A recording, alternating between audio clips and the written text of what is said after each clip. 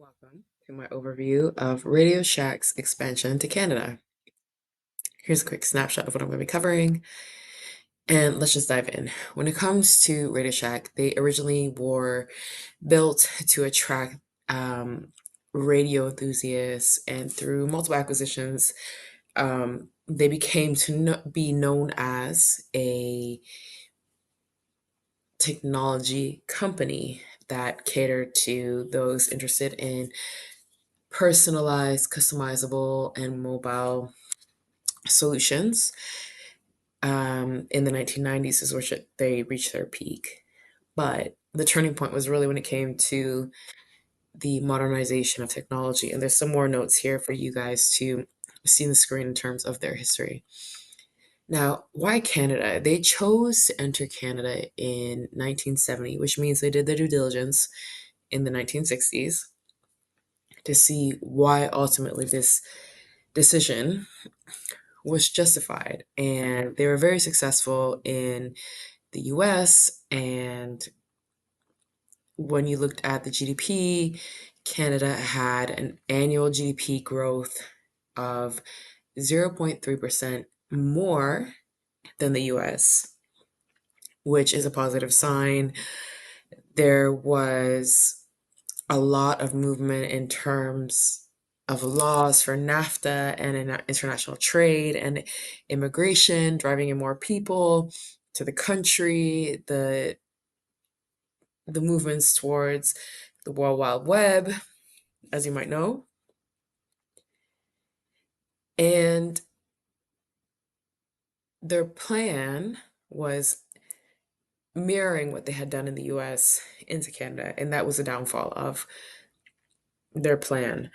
They stuck into consumer electronics, but a lot of their buildings were brick and mortar. Primarily all were brick and mortar, no online for a significant period of time, and there's a lot of self competition in Canada before they were acquired. Before Radio Shack was acquired by Circuit City, they had around 900 franchises, and all catered to DIY. But then eventually they were trying to expand to a larger audience to compete with real retail boxes like Walmart, Amazon, Best Buy, which offer that one-stop shop solution where they could get a big TV screen and other things other than technology accessories, components.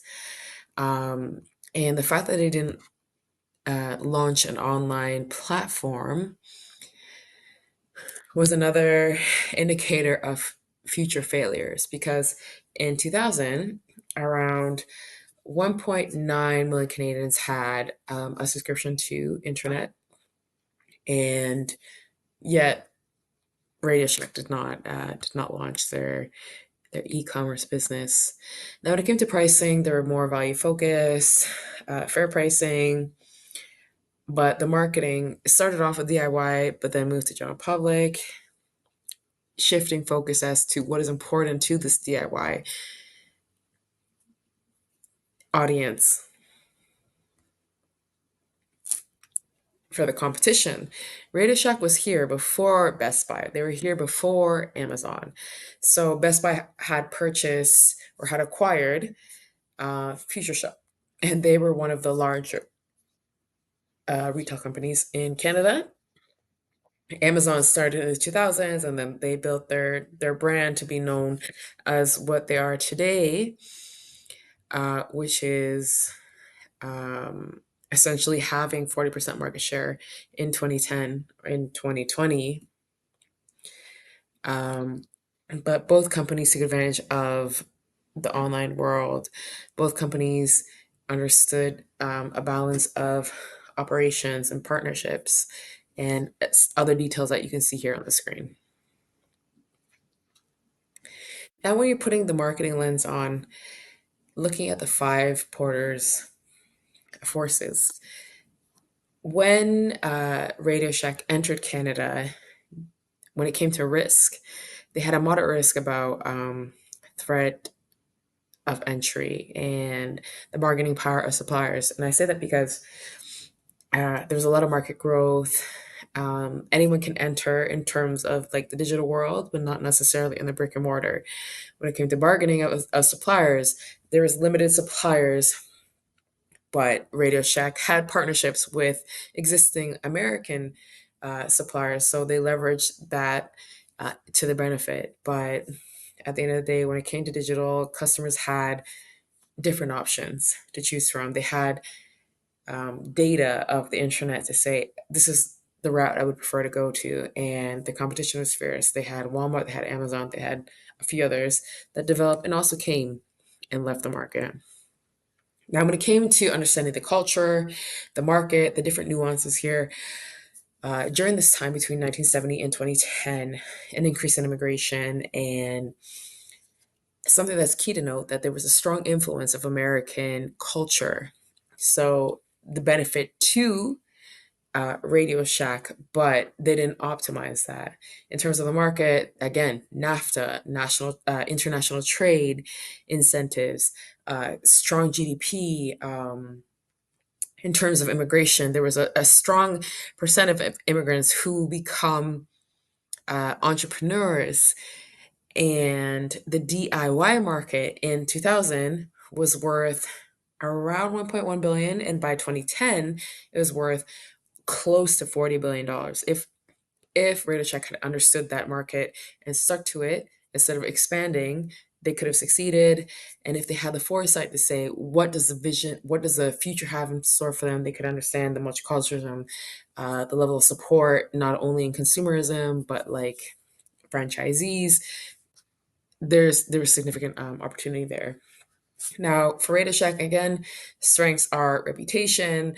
Weaknesses is the lack of investment in technology and the investment in technology such as e-commerce or even the products that they were offering, because they were solely focused on items that were high profitable on past trends and having them in high inventory in their different franchises. But they didn't realize the opportunity when it comes to different partnerships and different offerings, and the idea that the competition could put them behind. Competition being Walmart, Amazon, and whatever have you. So, key learnings, if I was the CEO, how would we make things different? Um, it's really doing your due diligence, understanding what is key in this world of the hemisphere. One, because that's something that's different. Thinking of the US versus Canada versus South America, Central America, because Radio Shack had made those investments. But understanding what is different in Canada, understanding the power and staying true to DIY customers, which includes students, hobbyists, and entrepreneurs, and whatever have you. Um, that there was a market there to capture, and understanding the power of technology. They started off as a radio company, moved to computers, focused heavily on mobile phones, but left it there, and their staff wasn't trained well enough or thoroughly enough to identify how to sell to different needs of their core audience. And then the culture sensitivity. Um, Canadians are just different. We behave differently, similar to um, how they behave in South America. Even though it's a different language, there's different cultural differences here. And if they just had picked up on the online component, um, it would have made a world of difference. So if they have those in mind, if they could turn back the clock, they 100% would have made a comeback for this DIY market specifically, because there definitely is that niche market that wants to be catered to and represented, because representation is key, especially in a market like Canada when it's very diverse and very highly marketed to. And a way to stick out is showing how you're different from your competition, and that's where Radio Shack had a lot of opportunity to get into. So thank you for listening to my presentation.